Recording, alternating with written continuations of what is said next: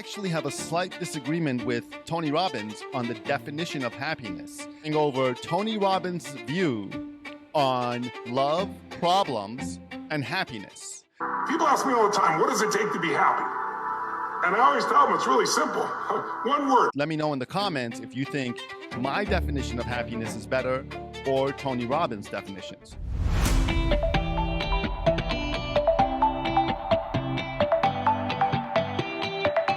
Hello, happy people. Welcome to another exciting episode of the Contemporary Happiness Podcast, the podcast where we discuss happiness through the lens of diet, exercise, and mindset.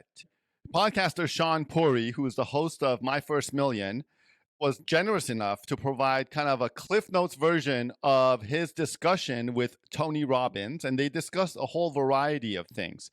But I'm going to talk about three things that popped up in his notes that I think are relevant to our podcast. And those are Tony Robbins' views on love, problems, and happiness. Let's start with love. I thought Tony Robbins' view on love was very, very interesting. And it's actually very much in alignment with how I feel about love. He has what he calls 4 levels of love. Those levels are level 1, where you demand love, level 2, that he calls whoring, level 3, unconditional love, and level 4, spiritual love. And I think where you want to be is level 4, but let's break those down a little bit and give you examples of what each of those mean for Tony Robbins, and I agree with his definitions. Level 1 is demanding love. This is a type of love where you will cry or do some other type of action until you receive love.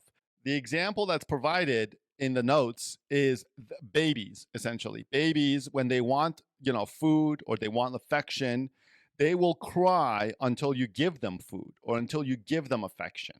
So that's kind of level 1, which is where you demand love. It's not a great place to be for a healthy, mature adult.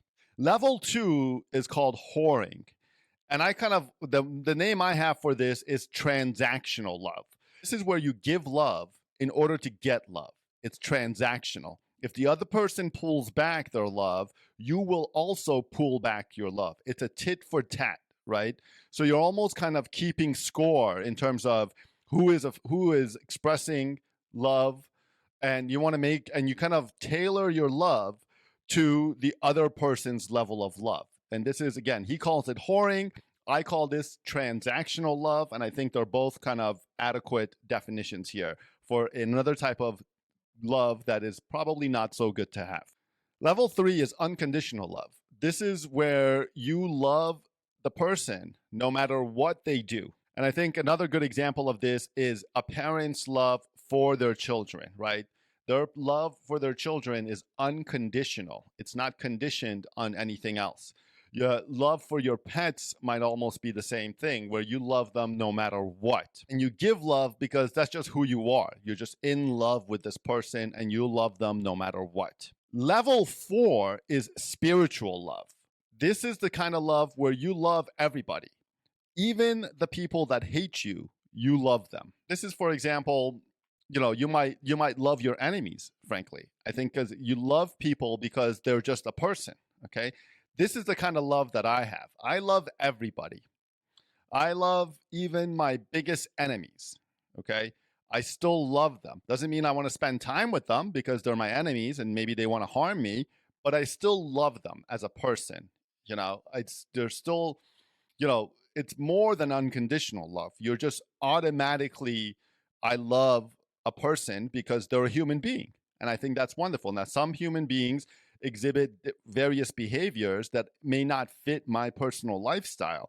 And that's where I use my own personal preferences to potentially distance myself from certain human beings. But I still love them. So I thought that was a very interesting analysis here on the 4 levels of love. Again, you have the demanding love, which is babies crying for affection or food. You have the transactional love, which he calls whoring, which is tit for tat. And you kind of gauge your love and you measure your love according to how much the other person is giving love. And you try to kind of have an even keel of love, which I think is impossible to reach. Then you have level 3, which is unconditional love, which I think is a good type of love to have. And I think the holy grail of love is spiritual love, where you just love everybody. Doesn't mean that you want to have sex with them. It doesn't mean that you want to date them. It doesn't mean that you want to have dinner with them or even be in the same room with them. But you still love them, right? You still love them because they're a human being. And I think that's a good place to be. So those are Tony Robbins' views on love. And I thought that was very interesting. Now let's talk about problems, right? Now, obviously, my book is called Good Problems to Have. And if you've read my book, you understand this kind of fresh perspective on problems and how you can actually champion your problems and be grateful for your problems, no matter what their magnitude are. Because if you're alive to have a problem, you can express gratitude for being alive. Problems are persistent, and you're never going to be without problems as long as you're alive. That's just a fact of life. In addition, our brains actually enjoy problems because they enjoy problem solving. That's why human beings like to doing things like solving puzzles or watching a dramatic movie, for example, where your brain is trying to figure out who the bad guy is. So problems are something that are unique to human beings in terms of our affinity for problems. We like problems, actually. And if you understand that, you can actually choose your problems a little bit more selectively.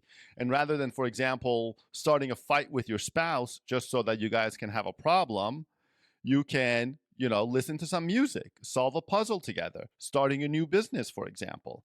So problems are persistent, and all problems are good problems to have.